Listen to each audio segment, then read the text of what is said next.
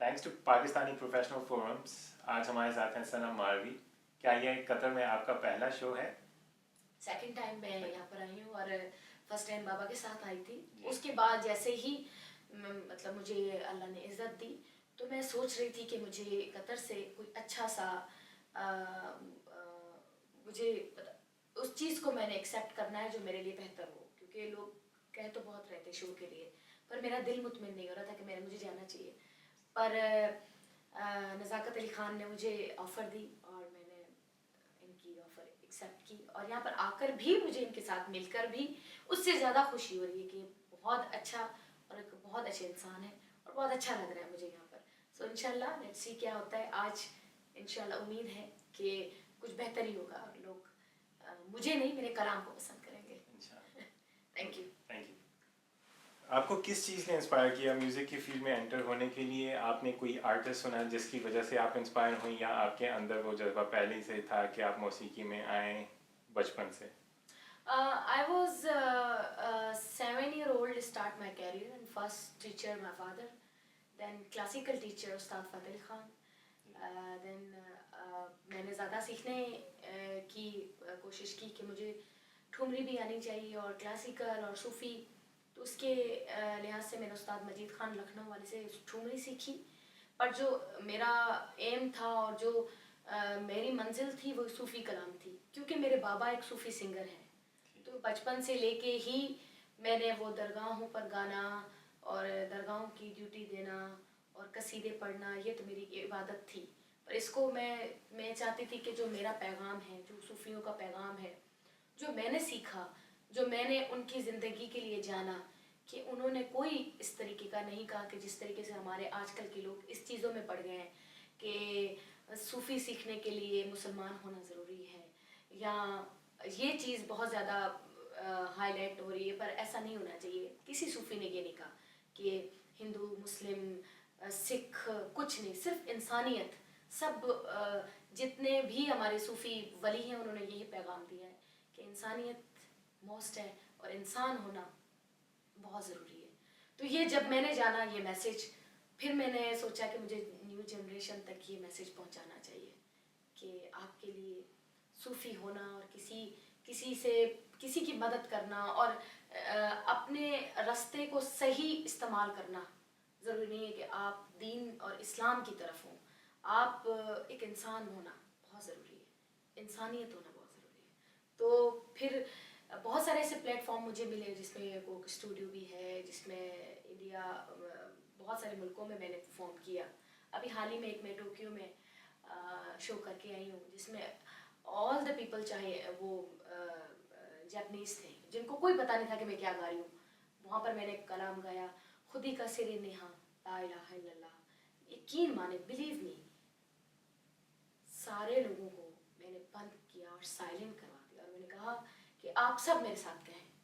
और उनको ये नहीं पता था कि हम क्या कह रहे हैं, और मैंने उनको कहा कि आप कहें खुदी का सिरे नेहा ला इलाहा इल्लल्लाह, और ऑल द पीपल सब कह रहे थे ला इलाहा इल्लल्लाह। और ये मैं सोचती हूँ कि ये मेरे एक ड्यूटी भी है और मेरी एक इबादत भी हो जाती है। उस वक्त उनको ये नहीं पता था कि ये क्या कह रही है, पर बाद में जितने भी मुझसे मिलने के लिए आए उन्होंने ये कहा कि हमें सुकून बहुत मिला। अब ये नहीं कह रही कि ये मुझ में इतना कमाल है, कि ये कलाम में इतना बड़ा ये कमाल है।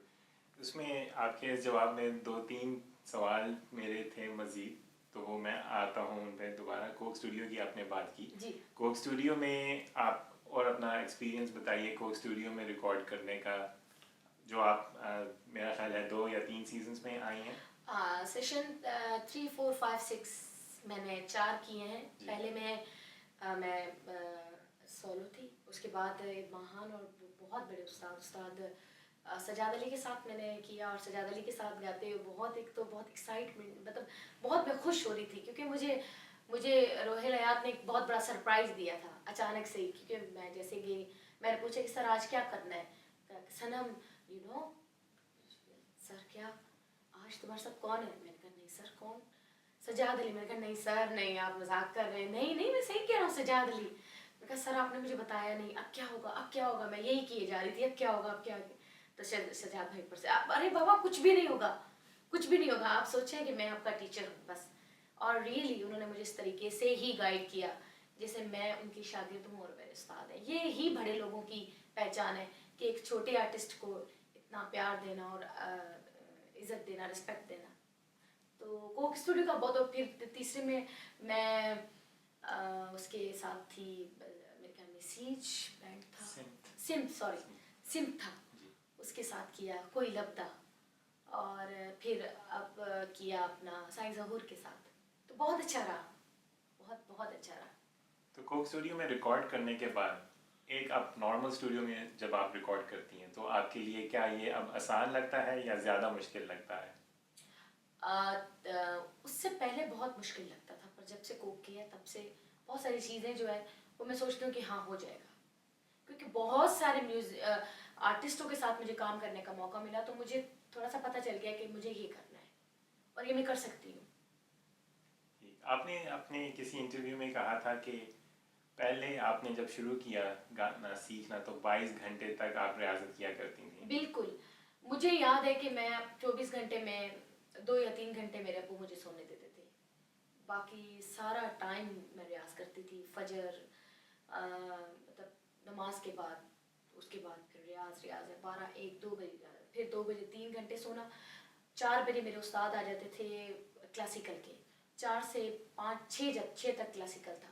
फिर 8 से 9 तक मेरे ठुमरी के उस्ताद, जो उस्ताद अपना मजीद खान सारंगी नवाज अपना लखनऊ वाले, वो आ जाते थे। फिर 12 से 2 बजे तक उस्ताद अली नवाज आ जाते जो क्लासिकल सिखाते। पूरी दिन और पूरी रात के ये मेरे ना क्लासेस थी, जो ज़रूरी है एक आर्टिस्ट के लिए। जितने भी आर्टिस्ट हैं उनके लिए बहुत ज़रूरी है क्लासिकल सीखना। जब तक कोई भी आर्टिस्ट क्लासिकल नहीं सीखा, वो मेरे ख्याल में वो कोई भी अपने उसमें कुछ भी उसके लिए आसान नहीं होगा। तो अब आपको अपने बच्चे के साथ, अपनी फैमिली, अपने हस्बैंड के साथ कितना टाइम मिलता है रियाजत के लिए ऑन अ डेली बेसिस? मेरे रूम में मेरा हारमोनियम पड़ा हुआ है। मैं जैसे सुबह उठती हूँ, मैंने कहा हुआ है सबको, मेरी एक बच्ची है जिसको मैंने घर में पाला हुआ है, अभी वो 12-14 साल की हो गई है, छोटी सी मेरे पास आई थी, मेट थी मेरी, पर मैं उसे अपनी बेटी समझती हूँ। उसको फुल मेरा हुक्म है, वो मेरी उस्ताद है। वो सुबह उठती हूँ तो मेरा कंबल ऐसे बिल्कुल बाहर ऐसे ऊपर फेंक देती है और हारमोनियम उठा के रख देती है, क्योंकि उसको मेरा हुक्म है कि तुमने उस वक्त नहीं सुननी मेरी, मैं भले कितना गुस्सा करूँ तुम पे डांटूँ, तुमने मेरी डांट बर्दाश्त कर लेनी, क्योंकि वो मेरे लिए बेहतर है। वो ऐसे ही करती है, वो कंबल मेरा फेंक देती है, हारमोनियम बाजी पहले आप रियाज करें, मैं चाय बना के आती हूँ, तो ये अच्छा हो जाता है। दूसरा ये कि 7 बजे मैं बच्चों को छोड़ने के लिए स्कूल जाती हूँ। जब मैं खुद घर में हूँ तो ड्राइवर नहीं, मैं खुद जाती हूँ। बच्चों को छोड़ने जाती हूँ तो वो कोई घंटे का होता है, तो पूरा घंटा शीशे बंद होते हैं और मैं ज़ोर से रियाज करती जाती हूँ पूरा घंटा। फिर उधर से आती हूँ, वो भी घंटा, वो 2 घंटे वो भी निकल जाते हैं। 2 घंटे घर में, फिर भी टाइम निकाल के 5 घंटे में कर लेती हूँ। तो लाइव शोज में आपके पास अगर लाइव म्यूजिशियंस हों या पीछे ट्रैक बज रहा हो, उसमें आपको क्या फ़र्क महसूस होता है गाने में? क्या आप वो एहसास उजागर कर सकती हैं लाइव म्यूजिशियंस के साथ जो एक आप ट्रैक पे कर सकती हैं? देखिए, अगर आर्टिस्ट की कोई मजबूरी है, कोई शो ऐसा है अफोर्ड नहीं कर पा रहे, तो आप उनकी मजबूरी कर लें, सीडी पर कर लें। और पर अगर मजबूरी नहीं है तो ये एक मेरे ख्याल से हमारी आवाम के साथ, हमारे लोगों के साथ ये बहुत बड़ा फ्रॉड है कि आप उनको अपना आवाज़ और लिपसिंग पे उनको जो है ना, ये मुझे नहीं ये बात पसंद है। एटलीस्ट मैं ऐसा को बहुत बड़े जैसे शोज हो जाएं पीटीवी के या जियो के या ऐसे कुछ हो जाए तो मैं कर लेती हूँ एक सॉन्ग।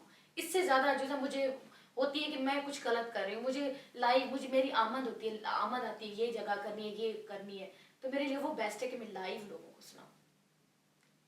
ये आपने आमद की जो बात की, कई लोगों को लगता है कि आपकी आवाज़ में एक रूहानियत का एहसास है, तो जब आप गाती हैं तो कुछ ज़हनी ख्याल रख के आप गाती हैं या आपके अंदर वो बचपन से सूफ़ी गा गा कर वो चीज़ आप में बस गई है? फादर के साथ मैंने बहुत सारी दरगाहों पे ड्यूटियाँ दी हैं, पर यह है कि मैं जब भी जिसका कलाम भी गाती हूँ, मैं बस सोचती हूँ मैं उस दरगाह में मौजूद हूँ, ये मेरे साथ होता है।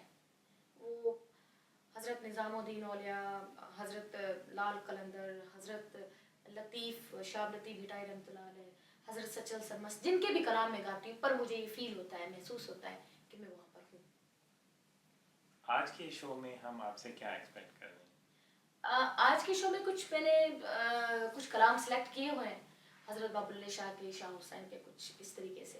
पर लोगों को देखें कि किसकी कितनी फरमाइशें आती हैं। मैं चाहती हूँ कि आज का शो बहुत अच्छा हो और लोग बहुत पसंद करें, तो मैं कोशिश करूँगी कि उनकी ख्वाहिशात और उनकी फरमाइशें पूरी करूँ। Best of luck to you. Thank you so much. और एट द एंड जो आपके दिल के पास जो आप गा चुकी हैं ऑलरेडी, या जो आप आज के शो में गाना चाह रही हैं, उसकी अगर आप ज़रा सा मुखड़ा और अंतरा सुना दीजिए तो हमारे व्यूअर्स भी खुश हो जाएंगे। हाँ बिल्कुल, आज तो बहुत सारे कलाम हैं, पर